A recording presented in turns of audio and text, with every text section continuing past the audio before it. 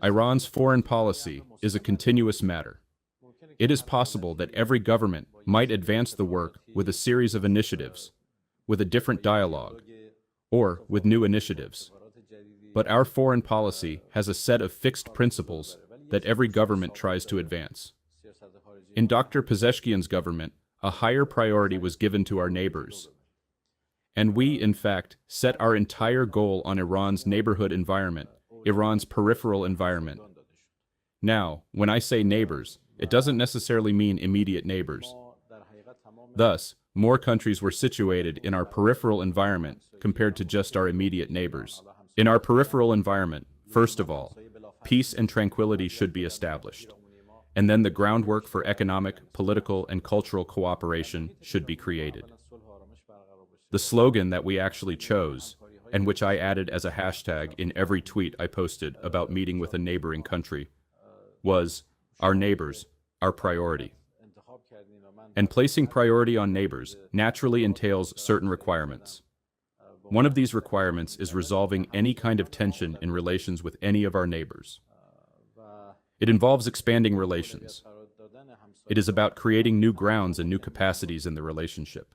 And for this very reason, alongside the neighborhood policy, we also initiated the policy of provincial diplomacy, because when we examined it, we saw that each of our provinces, in the border provinces that are adjacent to our neighboring countries, possess very high capacities that have been neglected up until now.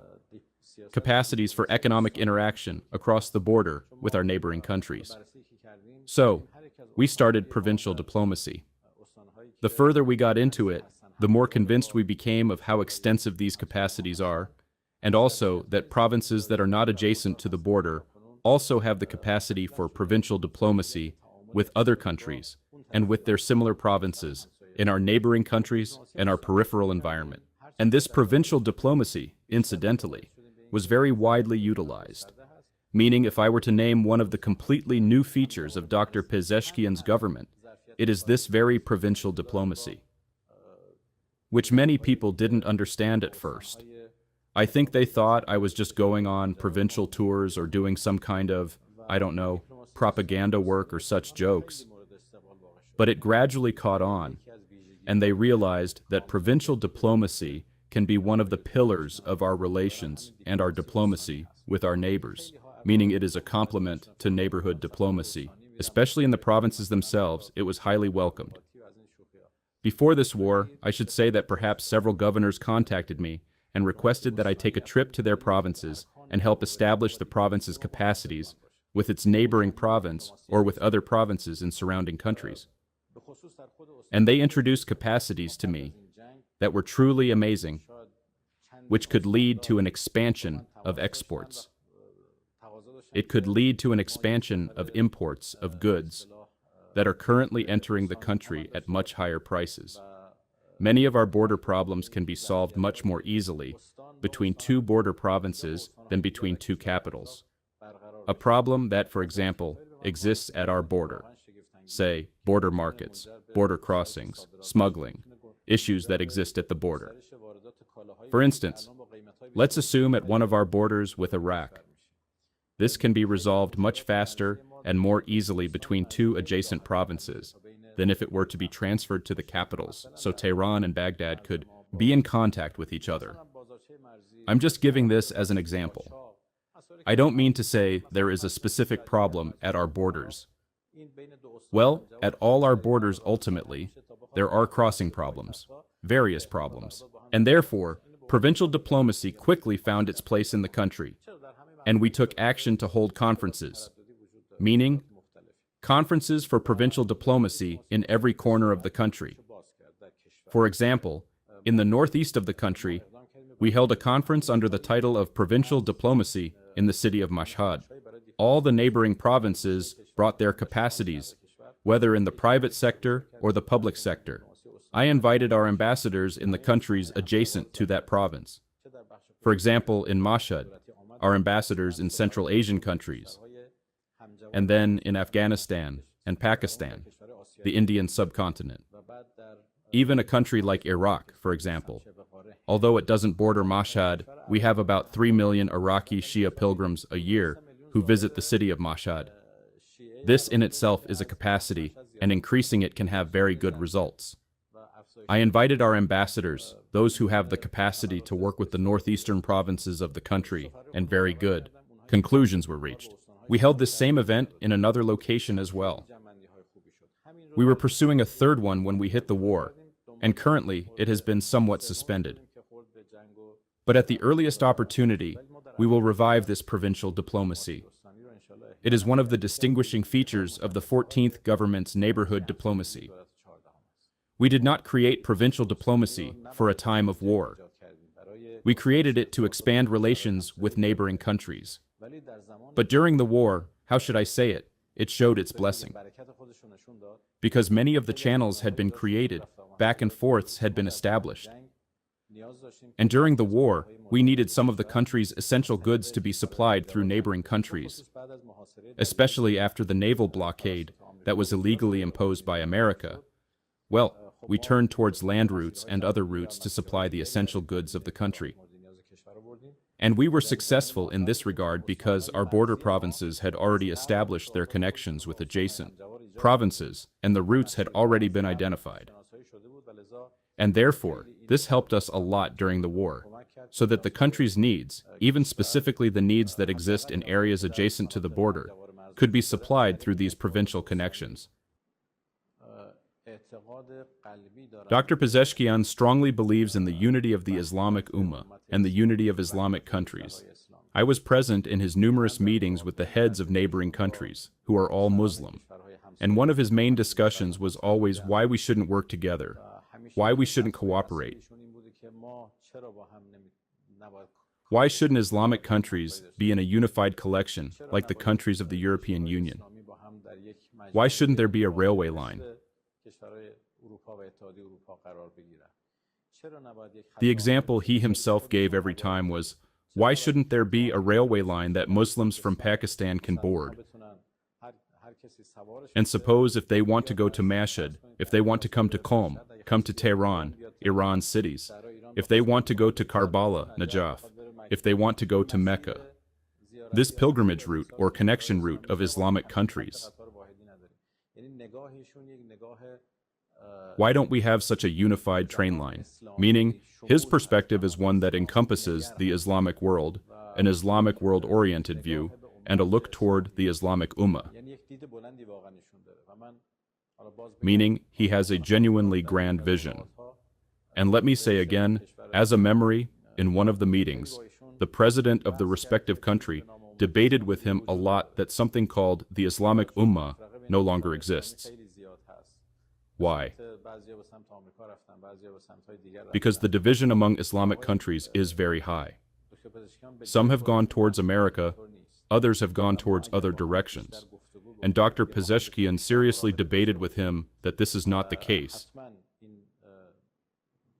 And if we converse more with each other, if we can have more interactions, surely this Islamic unity can be revived again.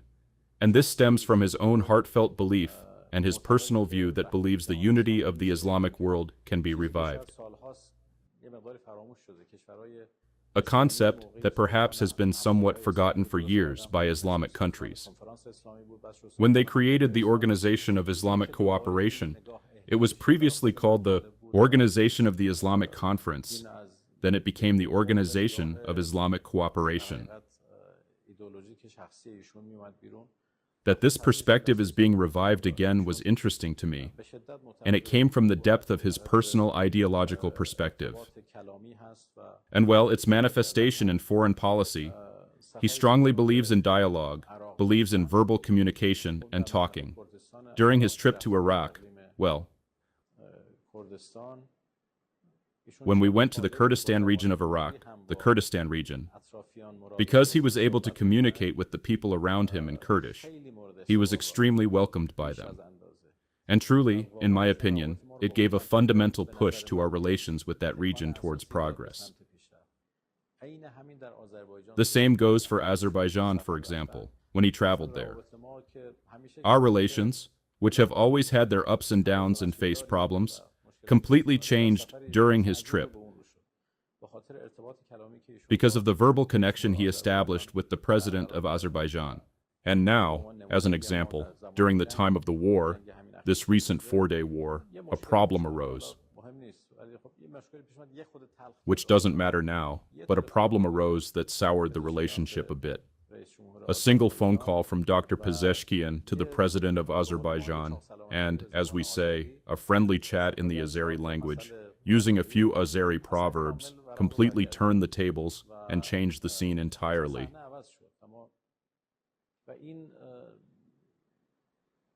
And this has strengthened his belief that truly through dialogue and through interaction, achievements can be reached that cannot be reached through tension, fights, and bad temper. And truly, in my opinion, he is somewhat of a foreign policy theoretician in this regard. Look, the 12-day war severely expanded and strengthened our relations with our neighbors. All of our neighbors in that war condemned the attack of the Zionist regime, stood with us, and supported the people of Iran, and well, they also provided aid. In the four-day war, the situation was somewhat different. The reason was the presence of America in this war, which created reservations for some countries. And then, when the war expanded to the region, well, naturally, our relationship with the countries on the southern shores of the Persian Gulf entered a new, tension-filled phase. We still maintained good relations with the rest of our neighboring countries in the Central Asia region, the Caucasus region, the eastern side of the country with Afghanistan and Pakistan,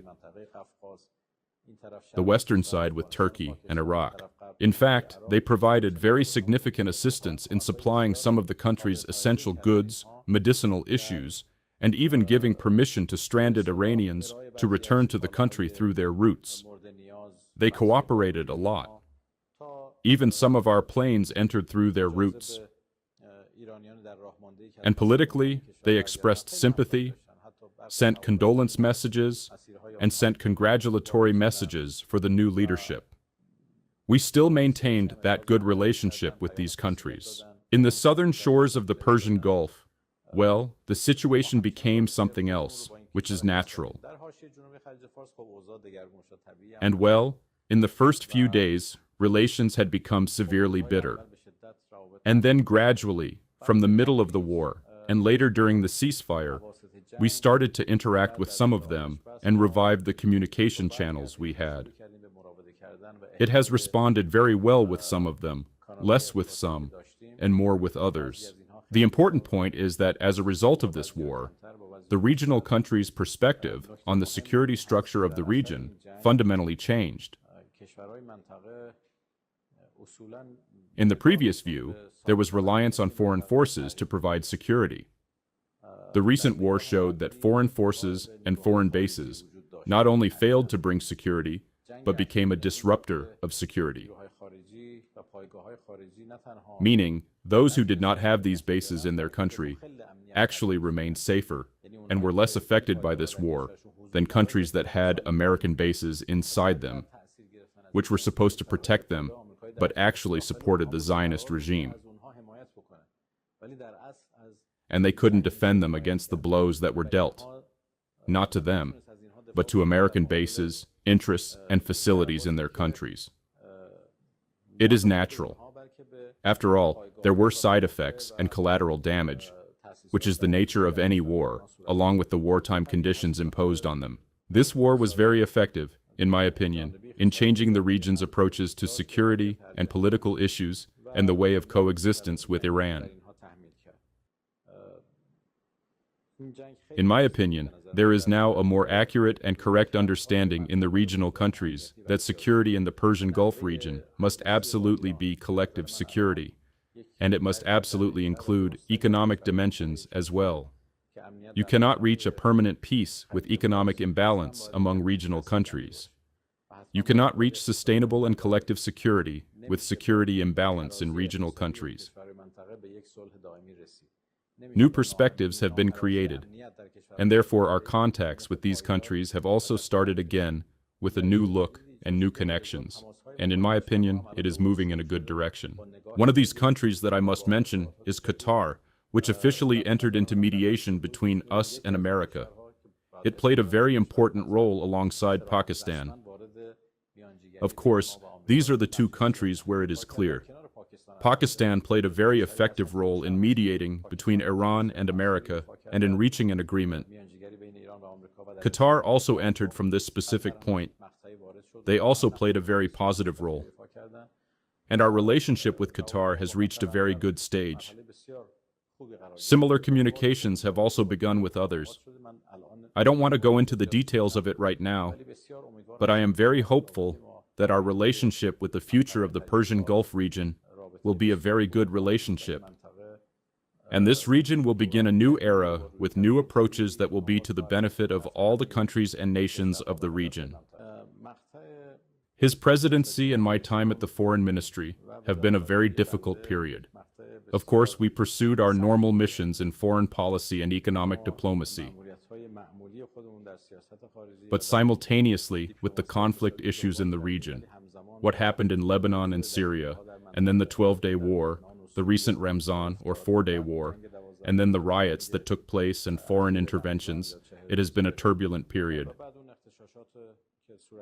Alongside this, negotiations took shape, indirect negotiations that took place with America, and then the recent negotiations that led to a memorandum of understanding. All of these have created a very busy, difficult, and roller coaster foreign policy. And well, on this path, Dr. Pezeshkian was fully supportive and supported us, so to speak. One of his characteristics, in my opinion, is giving a sort of independence to foreign policy in its operations. And this stems from the trust he has in his managers and the trust he had in the management of the foreign ministry. Our foreign policy allowed us a free hand in working, only asking of us that it be within the framework of the leader's guidelines and his own views. And of course, the national interests of the country. And I think confidence has thankfully been established in him.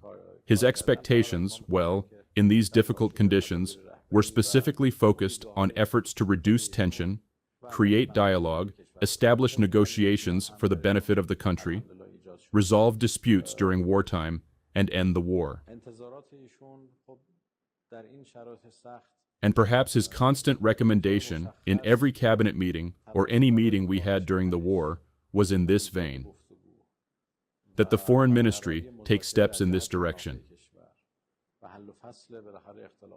Look, for the first 2 weeks of the war, there was no request for a ceasefire from America.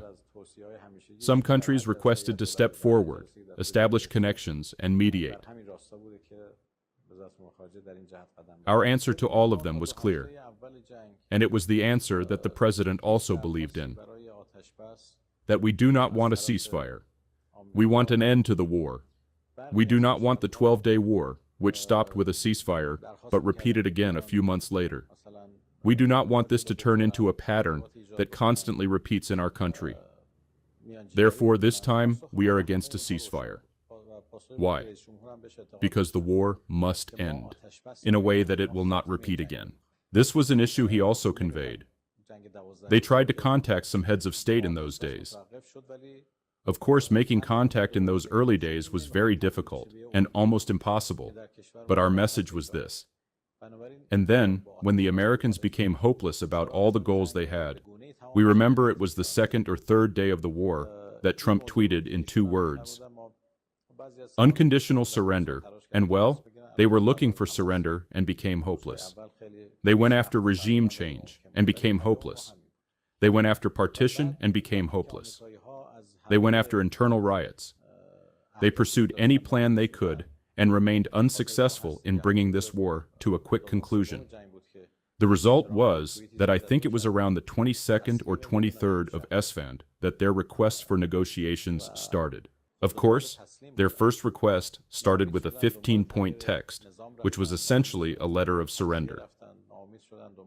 And if someone one day brings that 15-point list and compares it with the memorandum of understanding we have now reached in 14 points, it is completely clear where we started and where we ended up. What requests they had, and what actually happened in practice. When the Americans brought up the request for negotiation, well, Dr. Pezeshkian given the consistent view he had, believed that attention should be paid to these requests, so to speak, and that we could find a way to end the war through this very path. And this led to the meetings that took place, directing the path toward conversation and examining different proposals. After 3 months, we reached the Memorandum of Understanding. This is from roughly the 22nd or 23rd of Esfand, when the first messages arrived, until the memorandum that was signed on the 25th of Khordad. We had negotiations for 3 months with many ups and downs, and throughout this entire path, Dr. Pezeshkian was truly our main supporter. The main supporter of the negotiating team, which was headed by Dr. Ghalibaf at his discretion, but truly his steadfast support and his opposition to all other ideas and obstacles that existed, was, in my opinion, the most important factor in allowing us to reach this understanding. I can boldly say that he had a very important role and guided it. Of course, Dr. Ghalibaf did the same. But the President, as a President has in foreign policy, followed this matter with full oversight. He was personally present in all meetings, even in committee meetings where, as a rule, it shouldn't have been necessary.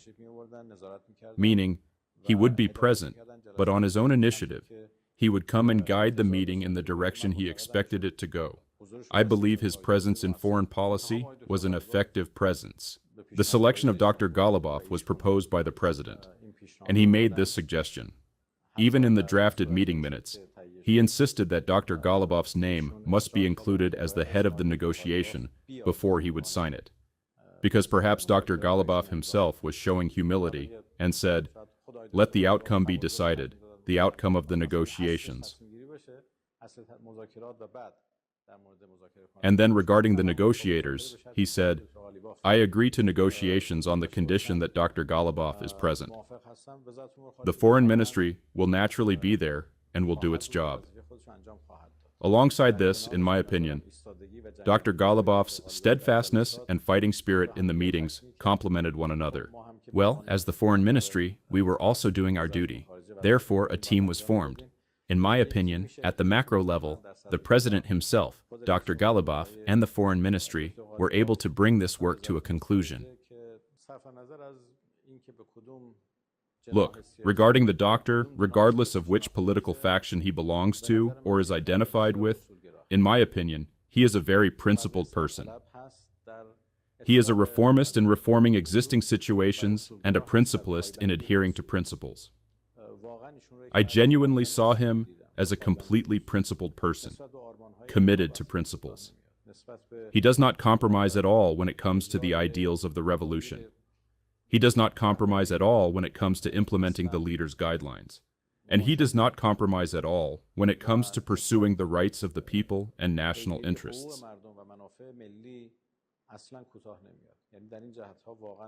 Meaning, in these directions, he is truly principled.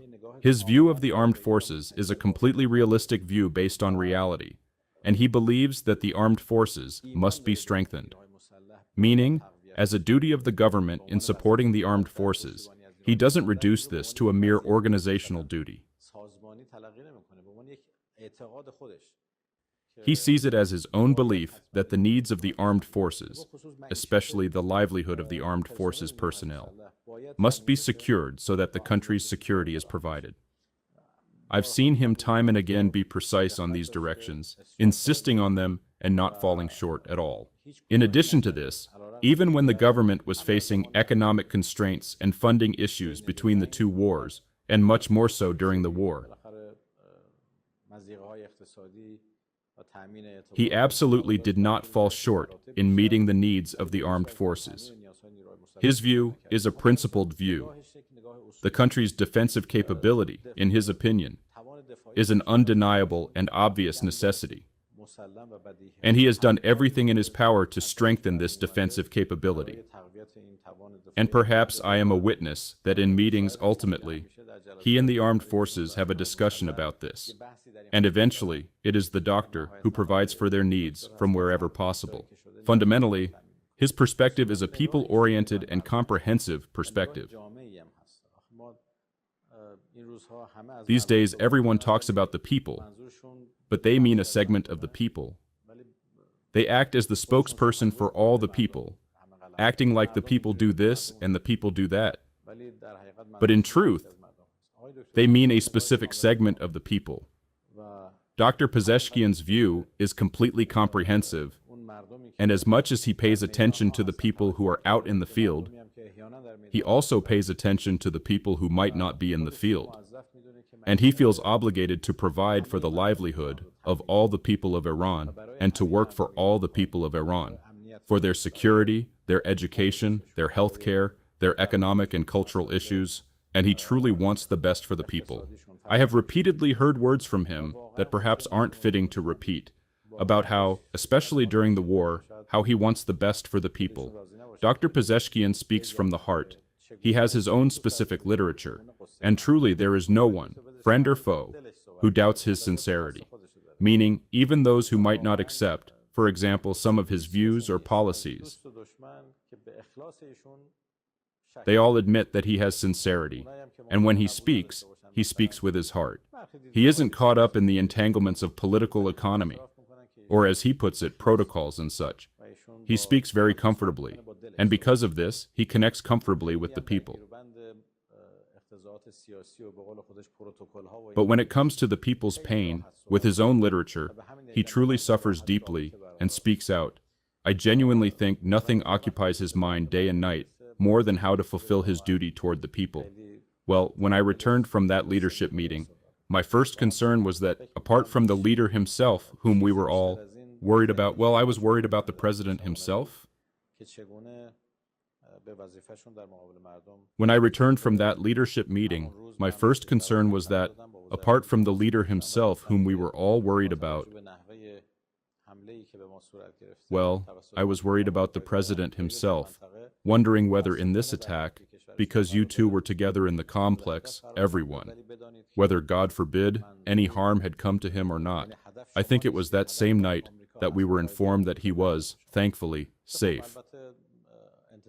The conditions on the first day were very difficult conditions, and well, we had to carry out a series of actions as the foreign ministry.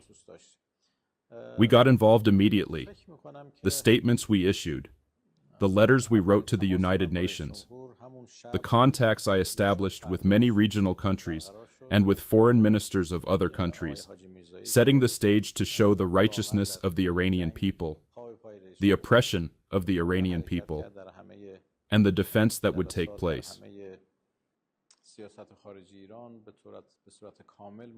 And the first warning, I remember, that same afternoon of that same day, I gave to the regional countries. I contacted the foreign ministers and said that given the nature of the attack carried out against us by America, we will target the American bases in the region, which unfortunately are located on your soil. You must know that you are not the target. America is the target, and the American base on your soil. Well, of course, they didn't expect this. Well, they did expect it, and for a long time we had this struggle with the regional countries regarding this issue. I think my first contact with the president was established that same night, or perhaps the next day, through Mr. Haji Mirzaei, who truly moved step by step alongside the president throughout this war. In my opinion, the post-war era of Iranian foreign policy will be completely different from the pre-war era for a very important reason. The perception of a weak Iran has been completely destroyed. Because of the issues I mentioned that occurred in the region, happened inside Iran and such. Economic problems. These had gradually caused an image to form in many countries of the world that Iran is now weak. And this very false perception caused the attack to take place, because they thought they could eliminate a weak Iran in a few days. After 4 days of resistance, this perception of a weak Iran has transformed into the perception of a tough Iran, a resilient Iran, an Iran that can stand its ground in the most difficult conditions. I said this here. Let me say it here too. I told some foreign officials.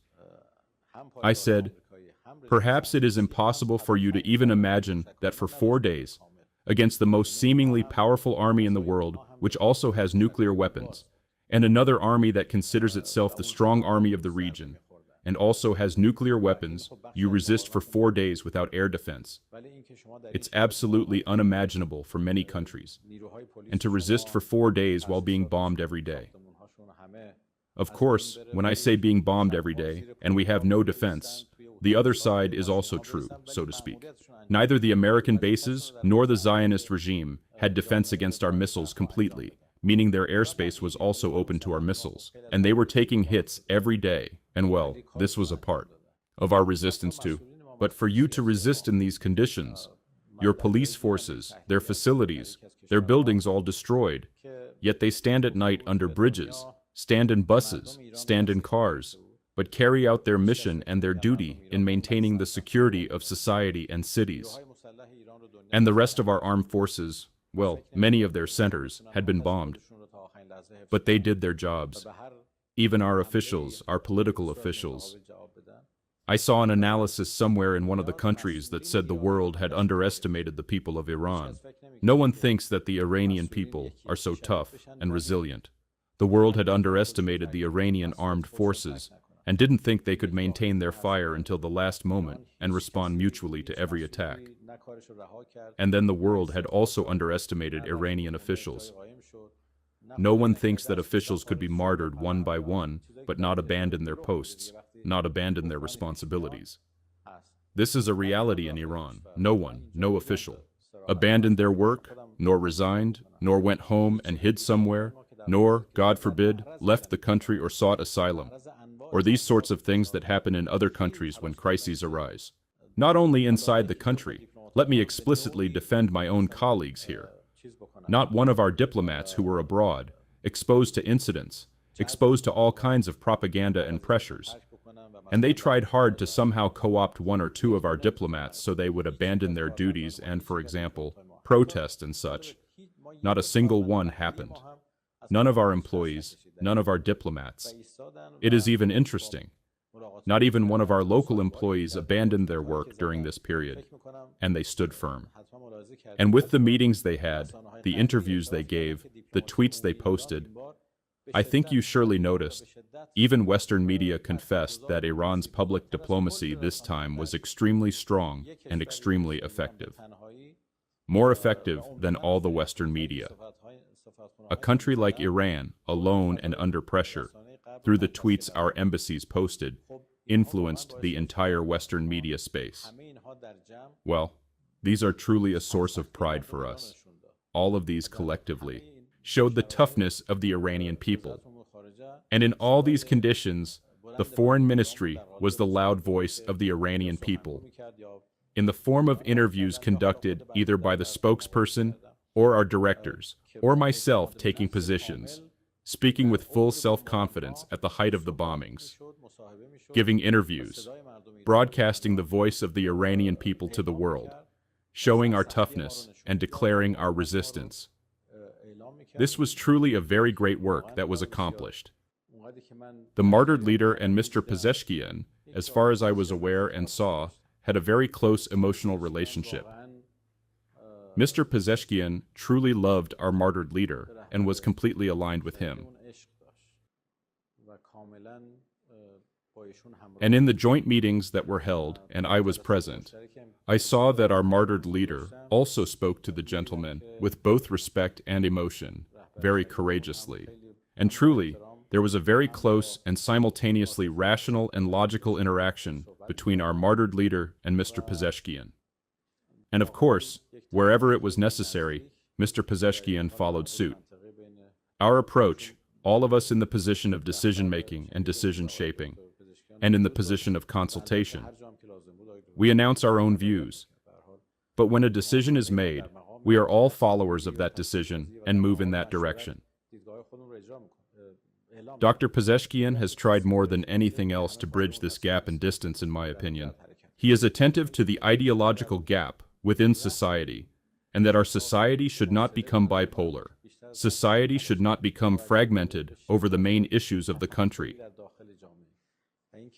But did you see what his main slogan, his key word was? Meaning, he is always looking to ensure that this gap within the system, which is an ideological gap stemming from differences in taste that sometimes lead to serious disputes and bad conflicts, and, so to speak, very destructive political disputes, the result of which is ultimately backwardness in many areas, does not happen. This is his main concern, and I have seen him exhibit self-sacrifice in this regard. I say this truly honestly. Many of the fights, for example, some will come and say, "Sir, so-and-so did this, so-and-so did that," and with his own special terminology he says, "Let it go, man, I don't know." They say, "Sir, so-and-so said this." They say, "Never mind." Right now, these talks are not important. What's important is that we work together. And he himself has personally gone to different places, engaged in dialogue with different people. In employing people from different factions, he has never hesitated, meaning the faction was not important to him, but whether that person is capable of the job or not. And you can surely find examples of people he has employed who faced severe protests from, for instance, even his own faction members, so to speak. No, he truly believes that the principle of consensus is his key word.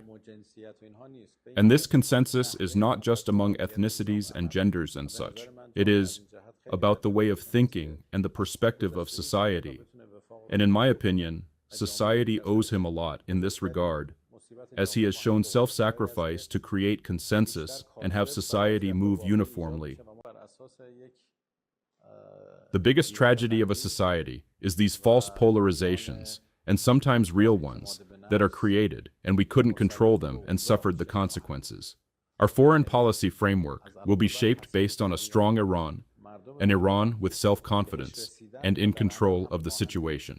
Meaning, from now on, the image that the people of the world have reached of Iran and will see in practice is an image of a powerful, strong foreign policy with competence, pursuing national interests, pursuing the rights of the Iranian people, and pursuing the pride and glory of the Iranian people. This, in my opinion, is the biggest characteristic of our foreign policy in the new era.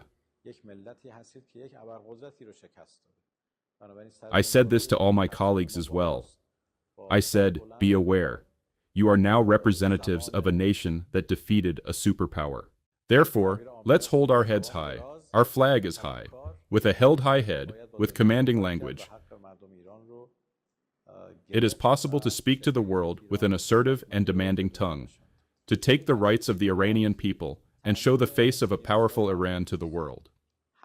Look, the duty of the government is to provide for the needs of the people. Not all needs are produced domestically. Inevitably, they must be imported. And the duty of foreign policy is also to pave the ways for the importation of goods, find new markets, and create the necessary political spaces so these goods can enter the country.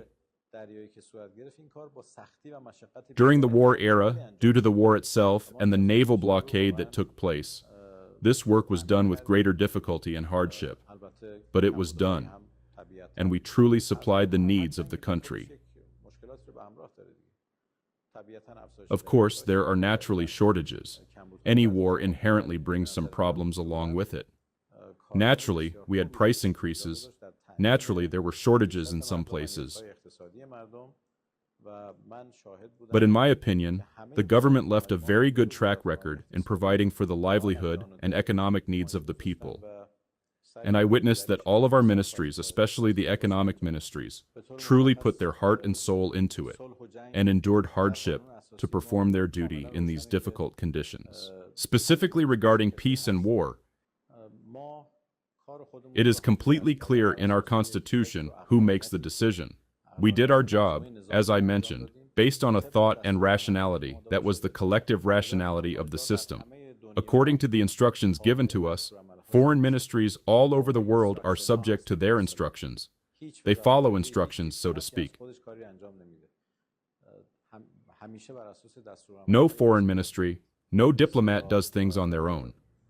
It is always based on the instructions that are given to them, so to speak. They have certain limits of authority, but in macro matters, the country's positions are decided elsewhere, and the foreign ministry is the executor and must implement them. This is what happened in Iran as well, and we moved within the framework of our duties and our authorities. Rest assured that the foreign ministry has carried out its duty and mission well and knows how to move forward.